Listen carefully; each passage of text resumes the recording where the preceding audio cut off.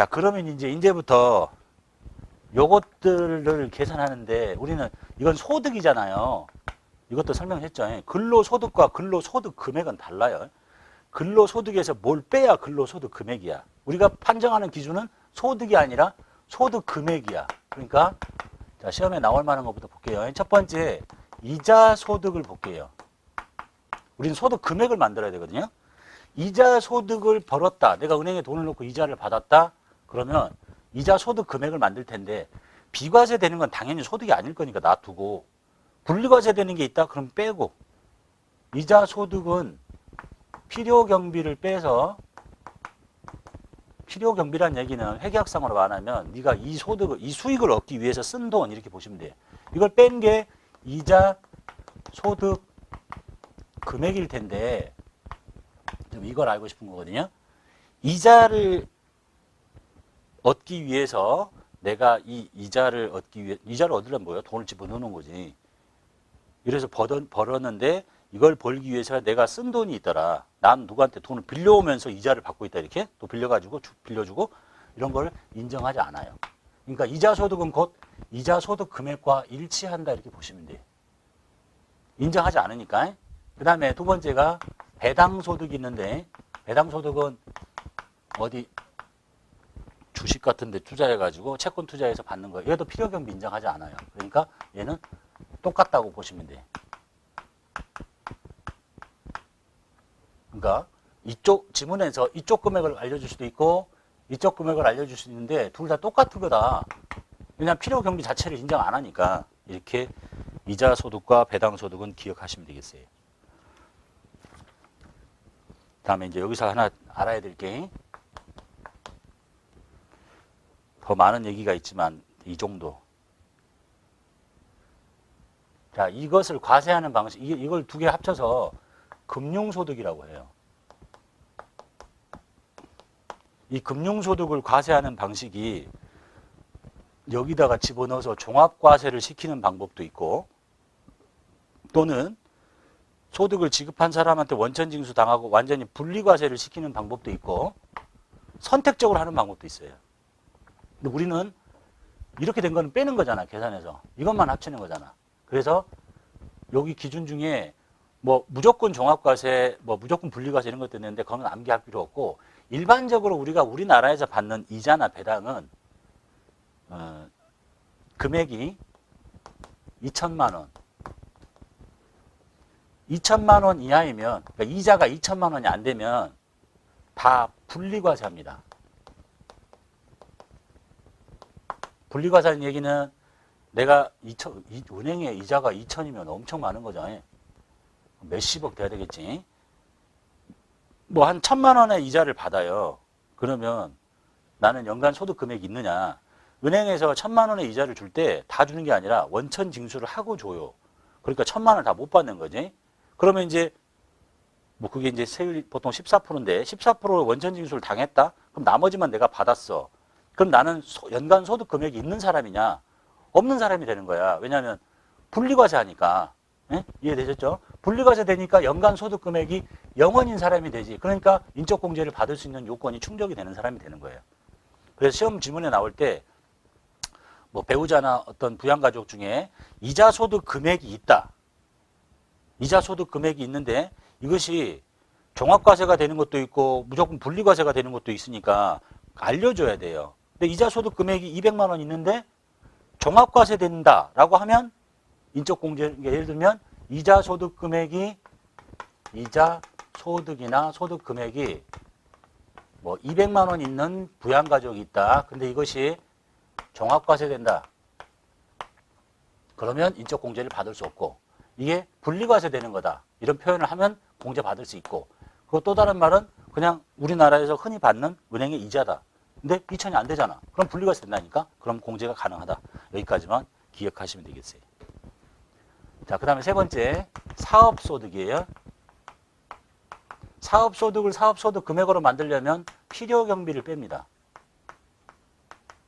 이게 사업소득 금액이야. 자, 이걸 판정을 해야 되겠죠.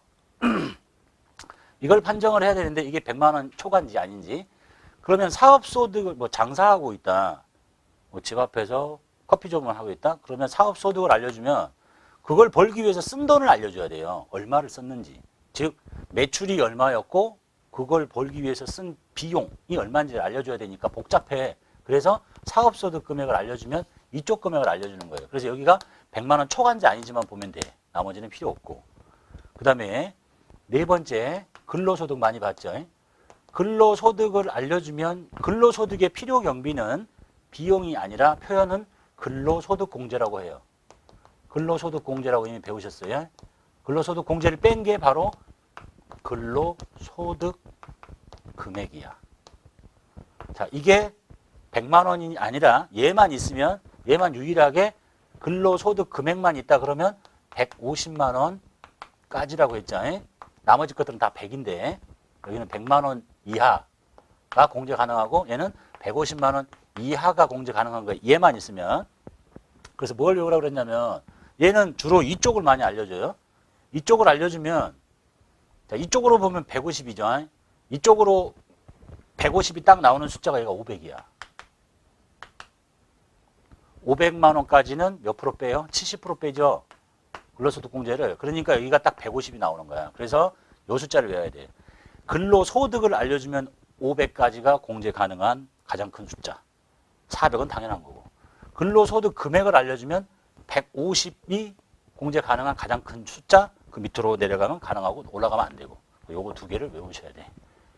여기 단계 굉장히 많은데 암기할 필요 없이 딱 500이 70% 빼면 150이다. 여기까지가 가능하다. 외우시고. 그 다음에 다섯 번째, 이제 이게 제일 많이 나오는 거고, 연금소득이 있는데, 연금 받는 소득이죠. 연금도 마찬가지로 필요경비가 연금소득공제라는 게 있어요. 그럼 이걸 뺀 게 이제 연금소득금액이겠지.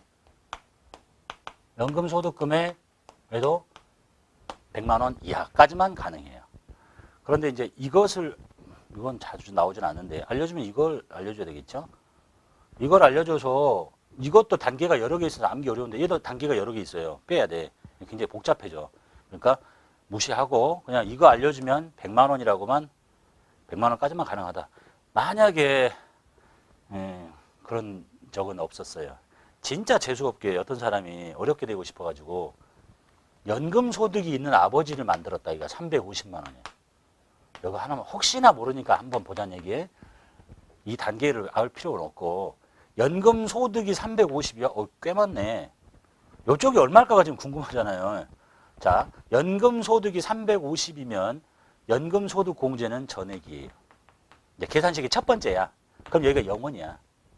이 정도까지만 보자는 얘기죠. 혹시 재수없게 이렇게 나오면 연금소득이 90 이렇게 알려주면 당연히 공제되는 거잖아요. 근데 연금소득을 350 이렇게 알려주더래. 그러면 엄마나? 내가 이 연금소득 공제를 하는 금액을 모르는데? 그러니까 딱 하나만.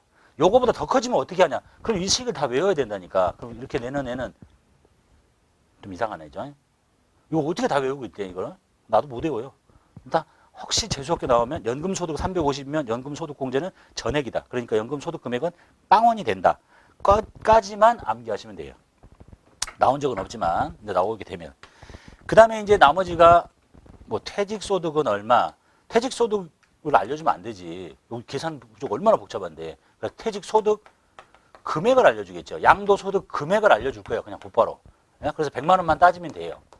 마지막으로 이제 좀 복잡한 게 기타소득인데, 기타소득은 지금 이자, 배당, 사업, 근로, 연금, 퇴직, 양도가 아닌 나머지 거. 그게 이제 기타소득이에요. 그냥 기타지, 기타. 가장 흔한 게 뭐 이제 복권 당첨 뭐 이런 거. 기타소득도 필요경비가 있고, 필요경비를 빼줘요. 이걸 벌기 위해서 쓴 돈. 이게 이제 기타소득 금액인데, 이걸 보고 판단해야 되거든요. 근데 보통은 저걸 알려주는 게 아니라 이쪽을 많이 알려줘. 왜냐면 얘는 좀 필요경비가 굉장히 좀 복잡해요. 자, 얘는 필요경비 중에 나온 것만 살펴보면 어떤 것들은 기타 소득은 종류가 엄청 많으니까 뭐 뇌물도 있고, 복권 당첨도 있고, 뭐 문해창작 소득도 있고. 근데 보통은 자기가 쓴 돈일 텐데 시험에 출제되는 것만 살펴보면 이게 이제 문해 창작 소득이다. 창작 소득이 있었다. 뭐 부인이 집에서 신춘문예에 당선돼가지고 돈을 받았다. 이걸 받아요. 그럼 필요 경비가 얼마냐? 얼마를 뺍니다, 이제. 그리고 일시적인 강연료. 지금 시험에 나온 거 뭐 그런 거예요. 강연료, 그래도 필요 경비를 얼마 뺍니다. 이걸 뺀 게 기타 소득 금액인데, 이제 이게 100만 원 초과됐는지 아닌지를 따져야 되죠. 그래서 문해 창작 소득과 일시적인 강연료 이런 것 등의 필요 경비가 몇 프로냐면, 골 때리게 80%예요. 여기 100만 원을, 여기 100만 원을 주면 80%를 빼서 얘가 20이 된다는 거거든. 근데 이게 2018년 4월 1일 이후에 받는 거다. 지금 이거 말하는 거, 이 두 개. 4월 이후에 받으면 이게 70%야, 필요 경비가. 골 때린다고 했지, 내가? 그 다음에 이것이 2019년 1월 1일 이후부터는 60%야. 점점 줄이고 있죠. 그래서 만약에 이거를 내고 싶다. 그러면 일단 요걸 가르쳐주면 이걸 여기를 예를 들어서 여기를 500이라고 하고 출제자를 한번 생각해요. 출제자 입장에서 여기를 500을 알려줬다. 그럼 이거 알아서 되느냐 안 되느냐를 따져야 되는데 가만 있어봐. 요걸 쓸까 요걸 쓸까 요걸 쓸까 지금 연도별로 다 틀리죠. 여러분 시험 보는 상황에서 문제는 이제 18년은 더 복잡한 거지. 4월 이전이면 80% 이후면 70%. 그러니까 만약 이걸 주면 4월 이후면 여기서 70을 빼니까 3, 5, 15. 그럼 여기 150이 나오는 거죠. 그럼 공제 못 받는 거지. 여기를 빼면 2, 5, 10. 딱 100이네. 공제 되는 거지. 그래서 이 문제를 만약에 18년도에 내려면 기간까지도 정해줘야 되는 거예요. 그래서 뭐 건드리고 싶지 않은 문제니까 그냥 이렇게 변하고 있구나. 그냥 이쪽을 주면 순간 편한데 그래서 잘 나올 가능성은 없어 보이고 왜냐하면 계속 달라지니까. 그 다음에 반드시 하나 외워야 될 게 얘도 과세하는 방법이 다양한데 무조건 분리과세 하는 경우가 있어요. 분리과세가 뭔지 알죠? 종합과세 합산하지 않겠다는 거야. 무조건 분리과세 하는 것 중에 가장 시험에 잘 나오는 게 복권 당첨이야. 여러분 이제 복권 사가지고 로또 복권 당첨됐어요. 1억 맞았다. 1억 맞으면 주관처가 어딘지 잘 모르겠지만 나는 복권을 안 좋아하니까 1억 맞으면 원천 징수를 20%를 합니다. 그러니까 2020에 또 지방소득세 떼겠죠. 대충 20%로 보고 그러면 한 8천만 원만 나한테 주는 거야. 그럼 난 8천만 원의 소득이 있는데 이게 뭐라고? 분리과세라는 거야. 원천 징수 당하고 나면 납세 의무가 종결이 돼. 그러니까 연간 소득 금액이 없는 사람이 되는 거예요. 이게 뭐 3억 초과되면 30%고 그래서 복권 당첨금은 무조건 분리과세가 되기 때문에 연간 소득 금액 없는 사람이 된다. 지금 이 정도까지만 아시면 되겠고 그래 가지고 이제 뒤에 문제를 풀다 보면 뭐 사업소득 금액이 있는 사람, 뭐 양도소득 금액이 있는 사람, 이자소득 금액이 있는데 종합과세 대상인 사람 100만 원 초과되면 다 안 된다는 얘기죠. 그 다음에 복권 당첨이 됐는데 2천만 원 받았다. 된다니까. 왜냐하면 다 무조건 분리과세가 되기 때문에 이해되셨죠? 그 다음에 뭐 일시적인 강연료가 있다. 근데 이제 일시적인 강연료가 100이야. 그러면 이제 여기도 뭐 따질 필요가 없죠. 이게 100인데 80을 빼든 70%를 빼든 60%를 빼든 100 밑으로 떨어질 거 아니야. 그럼 상관 없어진다는 얘기죠. 나오면 그렇게도 나올 수도 있다는 얘기네요.